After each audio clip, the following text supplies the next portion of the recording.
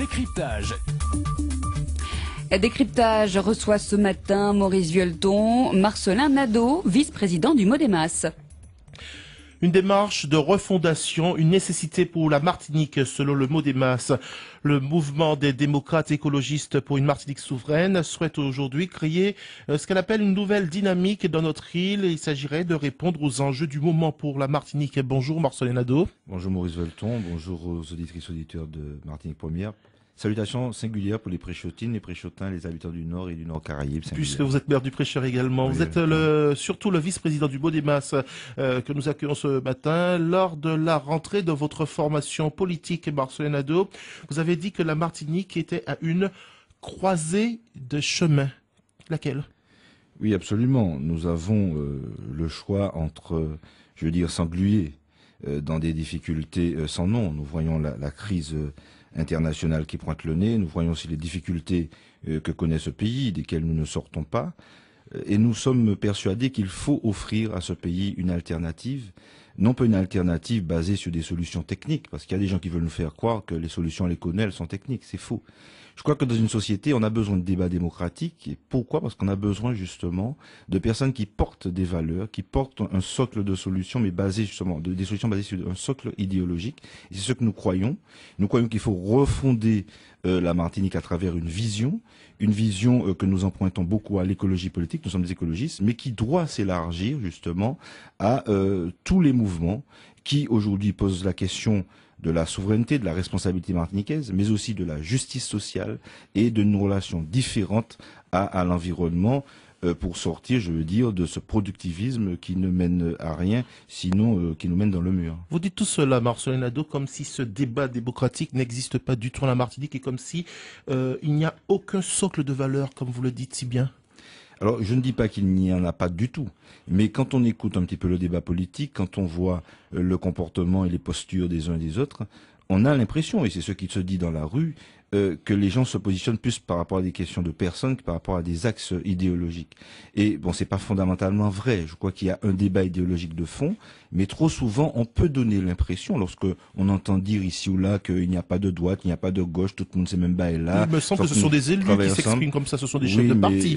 Je ne crois pas que les élus constituent un bloc monolithique. Et les élus qui s'expriment ainsi ont tort. En plus, ils font du mal à la démocratie parce que je crois que une démocratie a besoin de repères idéologiques, de repères en matière de vision. Ça ne veut pas dire qu'on ne peut pas travailler une fois qu'on est élu avec tout le monde. Nous avons le devoir de le faire, quelles que soient les options politiques. Mais le débat démocratique a besoin de repères, a besoin d'axes idéologiques. C'est pas le cas lors des élections, lors d'une campagne?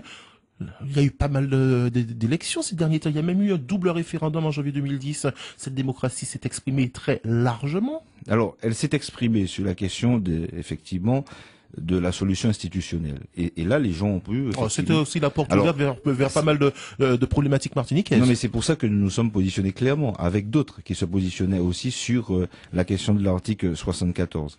Maintenant, c'est vrai que au-delà de cet aspect que vous indiquez, très souvent, il arrive, on l'a entendu encore récemment, que les gens nous sortent qu'il n'y a pas de droite, il n'y a pas de gauche et que, ma foi, il y a des solutions, qu'il faut se mettre ensemble. Et bien sûr, se mettre ensemble, mais quand on se rassemble, c'est sur un projet politique. Et c'est ça notre mais on a l'impression à vous entendre, lorsqu'on vous entend, Marcelin Nadeau, vous, votre famille politique et toutes les composantes de votre bloc, que il faut absolument remettre au goût du jour cette démocratie, cette discussion issue du peuple, avec des solutions issues de ce qu'on entendrait du peuple, parce que ce sont les autres qui sont désormais aux commandes, au levier. Non, c'est pas parce que les autres sont aux commandes qu'on dit qu'il faut des solutions issues du peuple. Même lorsque nous sommes nous-mêmes aux commandes, nous sollicitons le peuple. Nous sommes partisans de la démocratie participative, la démocratie de participation. C'est un principe que nous avons toujours défendu et de plus en plus c'est un principe nécessaire. Pourquoi? Parce que 2009 l'a démontré. Aujourd'hui, les citoyens ont des exigences. Ils souhaitent s'exprimer. Je crois qu'en tant que politique, on ne doit pas rejeter la parole citoyenne. Bien au contraire, nous devons l'intégrer de manière à répondre aux besoins des gens. Vous savez, vous ne pouvez pas connaître mieux que un citoyen qui habite telle rue, quelle solution pour nettoyer sa rue ou quelle solution pour accéder plus facilement à sa maison, etc.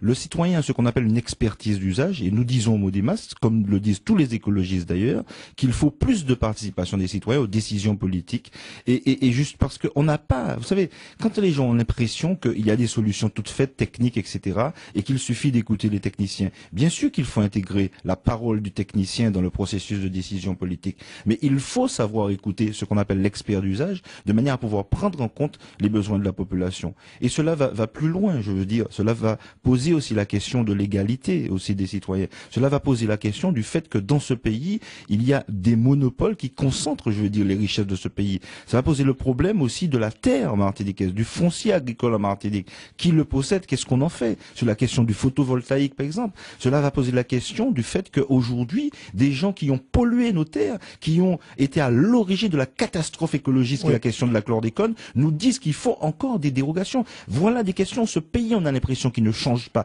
Et lorsqu'on fait semblant de changer, c'est pour que rien ne change. Aujourd'hui, au Modémas, nous disons qu'il est temps de changer, mais il faut que des politiques se rassemblent. Il me semble quand même qu'il y a un changement d'attitude, de comportement. Il me semble que le préfet, seul habilité à prendre une décision concernant, par exemple, l'épandage aérien, a réuni toutes les associations, les groupements de bananes, et consulte même la population. Il y a quand même ces registres, pas loin de chez vous, à la sous-préfecture de Saint-Pierre, où le peuple pouvait s'exprimer. Le peuple n'a pas la bouche fermée avec une fermeture éclair qu'on aura fermée pour elle. Alors, pour lui. Maurice Volton, je ne vais pas faire un cours théorique. Non, mais on a l'impression que... Un cours théorique sur l'enquête publique. Très bien, le préfet a posé la question, il a ouvert une enquête publique, mais on connaît aussi les résultats des enquêtes publiques, on connaît aussi, etc. C'est bon, bref. Bon, pas de poser d'attention, il s'est pas encore exprimé. Mais je crois qu'aujourd'hui, ce qui choque, c'est qu'on ose demander une dérogation pour ce type de pratique culturelle, alors qu'on connaît, si ce procédé est interdit en Europe, c'est bien parce qu'il pose problème. Je crois qu'il y a des choses qui nous paraissent évidentes, et on verra les résultats, justement, de l'enquête publique, mais le simple fait de poser cette dérogation pour l'Europe concernant l'utilisation des pesticides sur certaines cultures. Oui, non, mais dérogation pour l'Europe, parce que l'Europe, bon, il y a des choses qui sont mauvaises, bien sûr, l'orientation néolibérale, mais il y a aussi un groupe de pression écologique qui, des fois, pousse dans le bon sens. Et nous disons qu'aujourd'hui se pose la question de ce type de culture, ce type de monoculture se pose aujourd'hui. Bien sûr qu'il ne faut pas jeter comme ça au chômage les gens de la banane. Il faut prévoir des solutions transitoires. Mais lorsqu'on nous raconte que la banane c'est l'avenir de la Martinique, la banane telle qu'elle est cultivée aujourd'hui, nous disons c'est pas possible. Il y a un autre projet pour ce pays qui passe par notamment, et nous l'avons indiqué, par la notion de souveraineté alimentaire. En nous commencer fait manger pour nourrir bouche pays au lieu de nous continuer importer. Voilà des éléments d'un socle idéologique. Vous citez quelle politique des années 50-60 en Martinique en disant ça? Parce que vous savez, depuis pas mal d'eau a coulé sous les ponts. Hein. Mais justement, la souveraineté alimentaire. Non, mais justement, l'autosuffisance. Pas du tout. La souveraineté alimentaire est un concept nouveau. Par contre, tous ceux qui se disent qu'aujourd'hui on va pouvoir avoir des protections pour la banane comme au temps de Papa de Gaulle, ils se trompent parce que l'Europe et la France n'est pas dans cette logique-là. Définition de la souveraineté pour vous. Et c'est pour cette raison que la souveraineté, le fait de maîtriser nos affaires et nos interrelations au monde, c'est ça la souveraineté.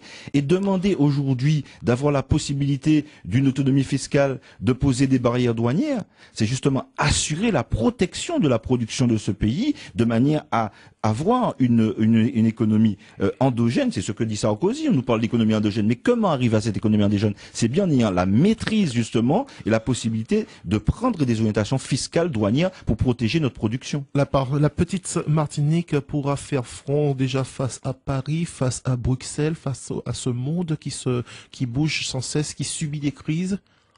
Non, nous ne sommes pas atteints par le syndrome d'Astérix. Non, nous disons simplement que il faut une autre relation. Oui, vos références gauloises. Et oui, ça peut arriver. C'est la culture, c'est universelle. Nous sommes ouverts. Aujourd'hui, par exemple, vous savez qu'il y avait un membre d'Europe Écologie à notre congrès.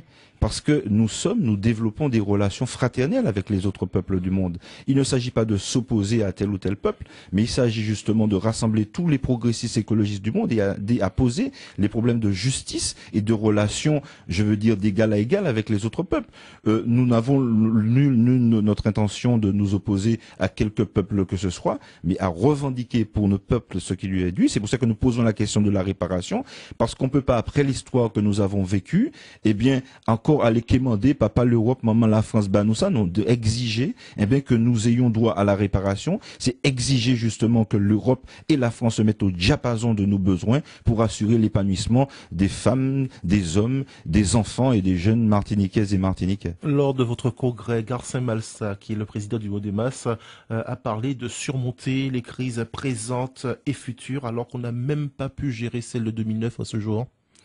Mais c'est ce que nous disons. Nous disons qu'il y a peut-être une posture qui n'était pas la bonne chez un certain nombre d'élus, et nous l'avons dit, nous étions dans la rue, parce que nous disons très clairement que nous ne devons pas opposer la voix de la rue à la voix des élus. Au contraire, on doit avoir une congruence, une convergence de ces deux voix. Les élus doivent savoir être à l'écoute du peuple pour mieux répondre aux besoins du peuple, parce qu'on ne peut pas prétendre faire le bonheur du peuple sans écouter le peuple. C'est ce que nous disons, et c'est ce qui s'appelle d'ailleurs la démocratie participative. Merci Marcelin Nadeau C'est d'avoir moi. été avec nous. On rappelle que vous êtes vice-président du MODEMAS, Mouvement des démocrates écologistes, pour une Martinique souveraine. Bonne journée à vous.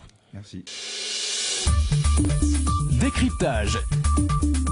Merci à Maurice Vuelton, merci à Marcelin Nadeau. Vous dites le citoyen une expertise d'usage. Il faut une participation citoyenne dans le processus de décision politique.